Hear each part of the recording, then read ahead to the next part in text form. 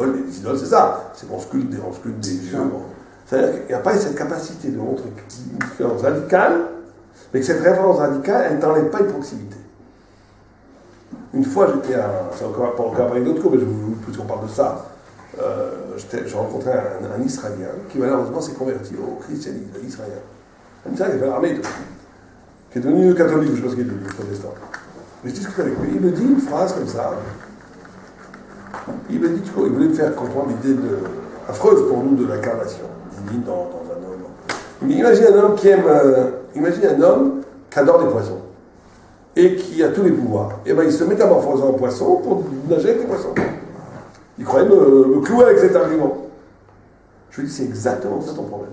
C'est exactement le problème de l'idolâtrie, ce que tu viens de dire. Il me dit, pourquoi? Je dis, parce que tu ne peux pas imaginer un rapport entre toi et Dieu. Tu ne peux pas imaginer un rapport entre toi et Dieu qui ne passe pas par l'identité. C'est-à-dire que Dieu t'a transformé à l'homme et l'homme à Dieu pour qu'avoir. Alors que nous, on est capable d'avoir un Dieu qui est complètement invisible. On n'a pas le droit de représenter Dieu. On n'a pas le droit jamais. On n'a pas le droit de présenter Dieu. C'est une histoire de ça, un bon hasard. Et pourtant, c'est extraordinaire cette Torah. Elle te dit que tu n'as pas le droit de représenter Dieu. Par exemple, si un goy vient avec un pistolet et vous dit agenouillez-vous devant une idole ou je vous tue. Qu'est-ce que vous devez faire? Eh bien, tu t'agenouilles. Ça veut dire agenouillez-vous devant une idole ou je tue votre femme. Tu t'agenouilles. Non, tu t'agenouilles pas du tout. Pas du tout. Tu tues ta femme. Il y a un super tu là, Dieu préserve. On te dit Dieu préserve combien? François? Ça. Olivier Alal. Santé. Bravo Sadine, voilà.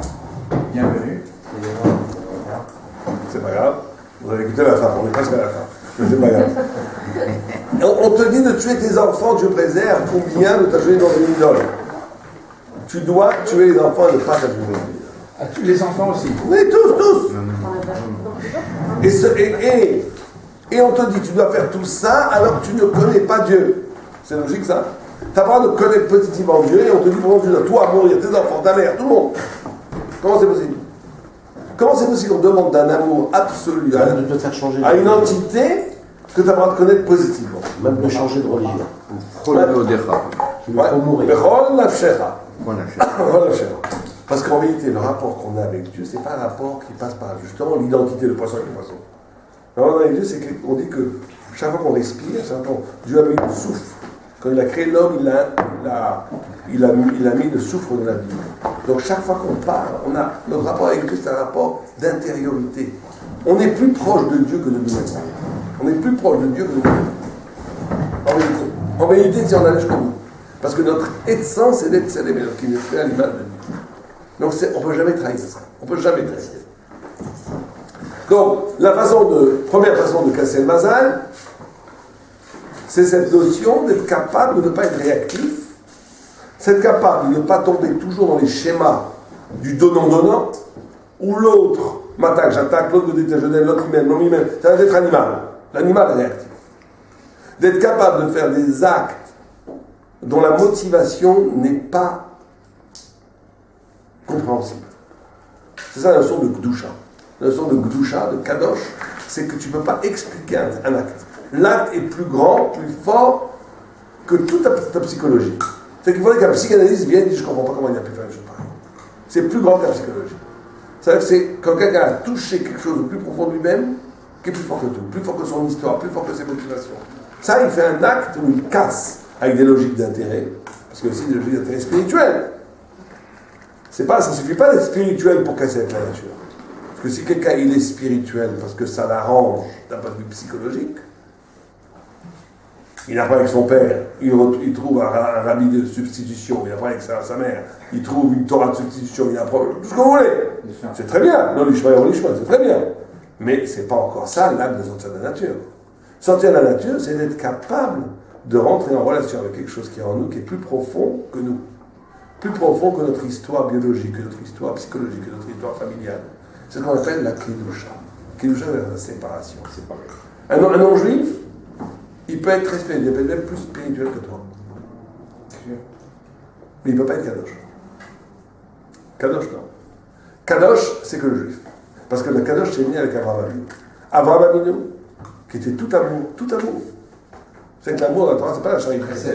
C'est Chesed. Chesed, 72, c'est Gematria 72, le nom de Dieu, Amefourash.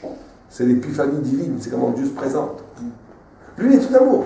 Être amour dans la Torah, c'est pas juste aimer. Ça veut dire, c'est quoi? L'amour, c'est l'empathie. C'est quand je suis capable de ressentir ce que l'autre ressent. Quand l'autre souffre, je suis concerné par l'autre. Est concerné par. Que l'autre compte. Je ne fais pas les choses que c'est bien, parce que je le fais aussi parce qu'il compte. Une fois, j'avais fait un cours comme ça sur l'empathie, et une jeune fille, elle me demande, je vais être une très grande syndicate. Je dis pourquoi? J'ai vu tout de suite qu'elle est pas. Je dis pourquoi elle dit ça? Elle me dit parce que moi, chaque fois qu'une copine, elle me pleure pour ses valeurs, je pleure avec elle, plus qu'elle. Je lui dis, mais est-ce que quand elle est contente, quand elle a trouvé un chidour mieux que vous, est-ce que vous êtes content? Elle me dit, moi, elle était honnête, elle me dit, non, je dis, alors, c'est pas une question de syndicate. C'est que vous projetez votre tristesse sur. Vous avez trouvé un partenaire dans la tristesse. Quelqu'un qui aime vraiment quelqu'un d'autre, il est content pour lui. C'est plus dur d'être content pour lui que d'être triste pour lui. Ça, c'est la vraie empathie. C'est pour ça qu'il faut aller voir les tzadikim d'ailleurs. Parce que les grands tzadikim, ils vous voient, ils vous aiment comme ils s'aiment eux-mêmes, ils souffrent de votre souffrance, ils ressentent ce que vous ressentez, et ils prient Dieu pour vous comme s'ils priaient pour eux. Et comme eux, ils sont plus ces grands tzadikim, ça vous libère complètement. Les très grands tzadikim, ils peuvent guérir. Ils peuvent guérir. Ils peuvent faire des miracles. Moi, j'en ai vu plein. Il n'y a encore pas longtemps, à Saint-Didier, vous savez, je ne vais pas dire le nom, parce qu'il faut lui demander, un de nos fidèles, co-religionnaire, voilà, co-religionnaire, fidèle, vient me voir et me dit, mais mon petit-fils a le cancer. Presque phase terminale. Faites quelque chose. Je ne peux rien faire. Ça me dépasse, peut-être dans 20-30 ans, si Dieu veut, mais pas aujourd'hui. Je lui dis, allez voir après Chaim Kanevski. Il a été le voir. Il me revient 2 semaines après. Je lui dis, j'étais le voir, je vais la bracha. Il m'a dit, je t'ai envoyé une deuxième fois, il m'a dit, je t'ai déjà dit la fois, je l'ai pas, tu reviens pas. Je t'ai déjà dit la fois, je l'ai pas. C'est mis en colère, je t'ai déjà dit. Bon. Qu'est-ce que vous en pensez? Je lui dis, s'il a dit ça, c'est très bon signe. Je connais un peu comment il réagit. Des fois, il dit, il faut prier pour qu'il ne souffre pas trop. Des fois, il dit, comme ça, c'est rien. C'est fini. Là, il a dit, je t'ai déjà pas revenir. Alors, je lui dis, c'est très bon signe. Il repart, il revient me voir. J'en avais presque les larmes aux yeux. 15 jours après ou 3 semaines après, il vient me dire, l'enfant est complètement guéri et les médecins ne se l'expliquent pas.